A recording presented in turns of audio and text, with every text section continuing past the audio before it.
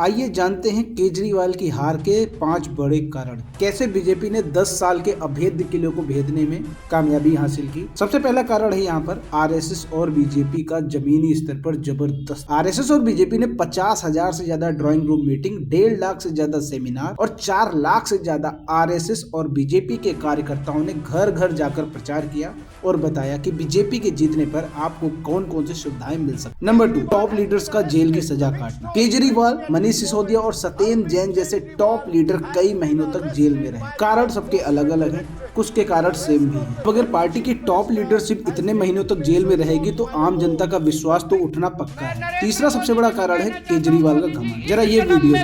Video में केजरीवाल को इतना ज्यादा घमंड हो गया है कि प्रधानमंत्री को चुनौती दे बैठे, जिसकी पूरे देश में आधे से ज्यादा राज्यों में सरकार और दिल्ली की जनता ने केजरीवाल जी का घमंड इस बार तोड़ दिया। चौथा कारण है युवा पीढ़ी।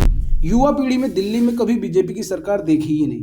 पिछले कई दशकों से दिल्ली में बीजेपी की सरकार नहीं बनी थी। जो 25 से 35 साल के युवा थे उन्होंने कभी बीजेपी सरकार को दिल्ली में देखा ही नहीं। तो भारी संख्या में युवाओं ने परिवर्तन की चाह में बीजेपी को एक तरफा वोट किया, जिसका नतीजा आप सबके सामने। और पांचवा सबसे बड़ा कारण जो दिल्ली के विकास में बाधा बनता है, केंद्र सरकार और राज्य सरकार का आपसी झगड़ा। जैसा कि आपको मालूम, दिल्ली एक केंद्र शासित राज्य है जिसमें दिल्ली सरकार पूर्ण बहुमत होते हुए भी कई विभागों में खुलकर विकास नहीं कर पाती। किसी भी विकास कार्य के लिए दिल्ली सरकार को एलजी की परमिशन लेनी पड़ती है, जिसमें कई बार एलजी उस प्रपोजल को रिजेक्ट कर देता है। लेकिन अब दिल्ली और केंद्र दोनों में बीजेपी की सरकार है। उम्मीद है कि अब दिल्ली के डेवलपमेंट अपनी फुल स्पीड में दौड़ेगा। बीजेपी की इस प्रचंड जीत पर आपकी क्या राय है और आप किस पार्टी को पसंद करते हैं, कमेंट में जरूर बताएं।